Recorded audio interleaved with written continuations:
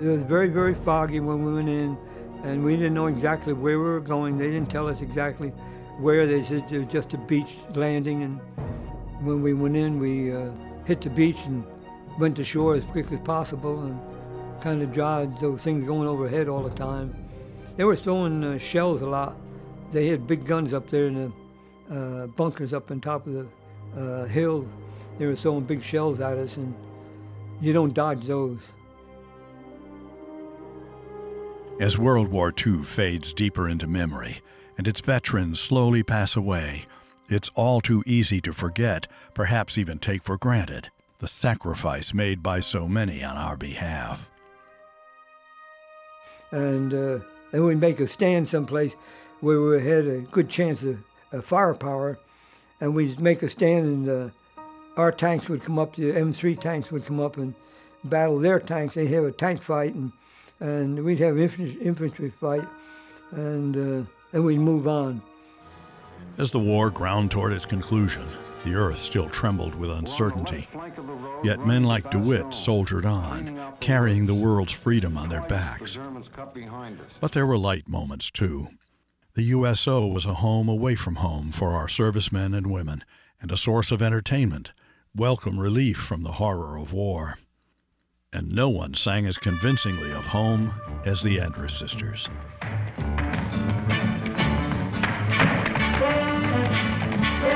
He was a famous trumpet man from out Chicago way. He had a boogie style that no one else could play. He was the top man at his craft. But then his number came up and he was gone with the draft. He's in the army now, a blowing reveille. He's the boogie-woogie bugle boy of Company B. Mister, what you calling, what you doing tonight? Hope you're in the mood because I'm feeling just right.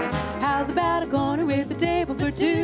Where the music's mellow and some gay Meet Erinn Diaz and Serah Haley, headlined as Letters from Home, or if you'd rather, America's bombshell duo.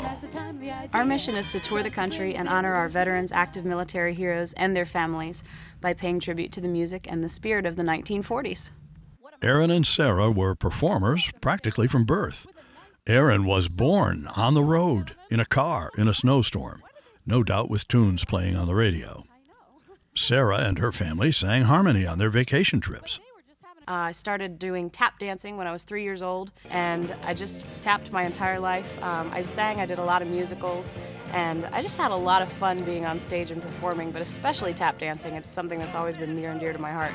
Through school, I always sang at school. I always was in choruses and choirs and, did different kind of honors and national choruses like that. These young women have no direct recollection of the 1940s, yet they have come to inhabit it, as if somehow it was meant to be.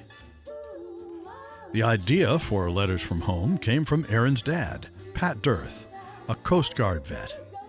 I had always put together a lot of different kinds of shows, and I wanted to think of a new idea for shows that we could take into retirement homes and communities and things like that. And my father said, you have to do 1940s music. You've got to do that kind of music. It's my favorite. Listen to this song, Pistol Packin' Mama, and listen to this song, Swingin' on a Star, and he just starts pulling out all these great songs. And so I thought, this is a great idea. And Monday rolled around, and I was hired to do an after-school theater program at Forsyth Country Day School in Winston-Salem. And I was going to be in Miss Haley's classroom. I didn't know who Miss Haley was because we had known each other in high school, but we had lost touch. We both got married. We both had different last names. And I walked into her classroom on Tuesday, and whoa, surprise! I was sitting working at my desk, and I looked up, and there's Erinn, and I said, Erinn, is that you? I was like, what are you doing here? And so she came over and she said, are you still performing? And I said, I guess so. What are you thinking about? And so she started telling me a little bit about it. And I said, we're going to sing and we're going to tap dance. And she says, no, I don't tap dance. And I was like, no, I can teach you how to tap dance. And she said, no, you can't. You don't understand. I don't dance. Well, that might have been true at one time, but in true trooper fashion, the show must go on. In VA hospitals, theaters, schools, VFW and American Legion halls, on cruise ships and military bases, and at patriotic events across North Carolina and 19 other states so far. Wherever they go, like here in their hometown at the Winston-Salem Air Show, Veterans from all service branches and all wars flock to hear Serah and Erinn. And I have never gotten to do this show for my grandfather. He actually passed away 1 month before we started performing the show, so I never even got to tell him that we were doing it. But so it's really neat to do it in honor and memory of him and reaching back to World War II in a time that I know he so would have appreciated. And so it's really special.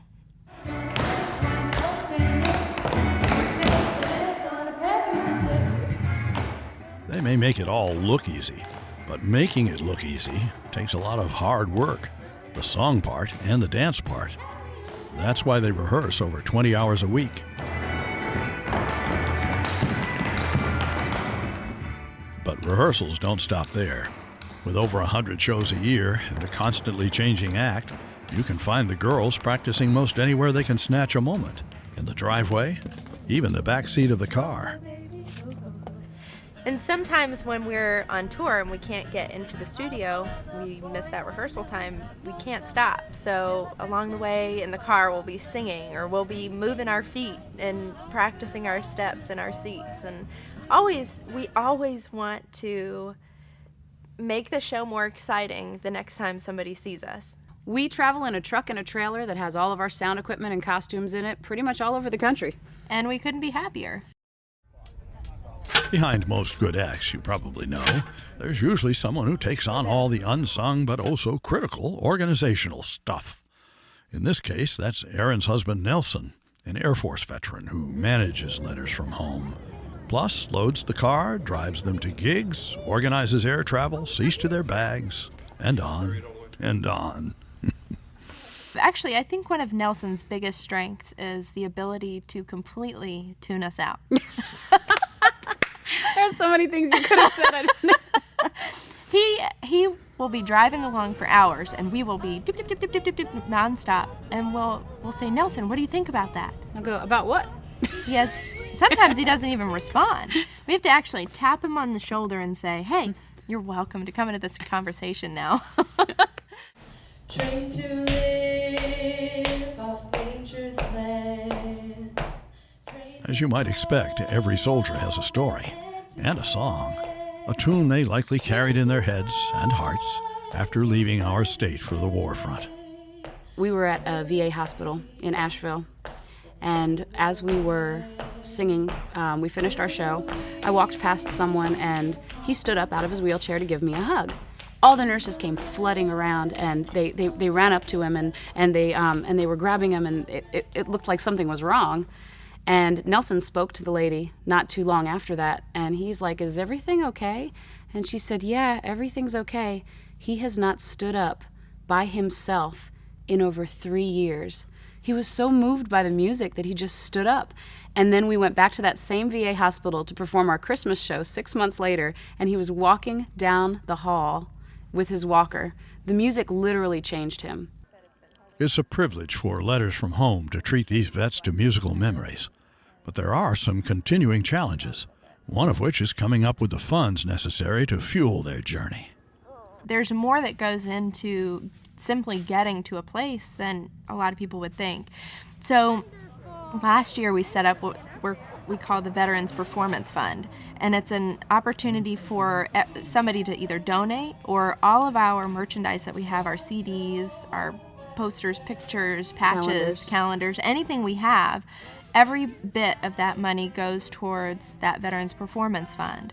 And that fund helps us to go to places like that, or to VA hospitals, for example. It's not a project, but it's a place that, we've all heard that there's not great funding for things like that. So they obviously won't have extra money for entertainment or things like that. So it gives us the ability to go to those places and reach out to those people who really need it. Mm-hmm. People like DeWitt Wells of the 90th Division, 359th Regiment, who you can bet has a song of his own and a story to go with it. Back in 45, 46, we used to go dancing, USO dances, and one of the dances they sang Sentimental Journey. We decided we'd claim that song for our song And every time we ever hear it, we would go want to waltz to it. It's a beautiful song. They'd play it on the television or radio, and we'd go in the living room and start dancing, start waltzing. And she was a good waltzer. I had to keep up with her.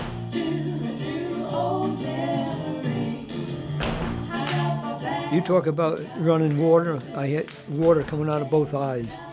It was just a precious song for them to stand there in front of me and sing it to me. And I love it. So, the next time you get hankering for some tunes from the 40s and more, keep your ears out for when Letters from Home is appearing in your town. You can pretty much bet that Serah and Erinn will know your song, too.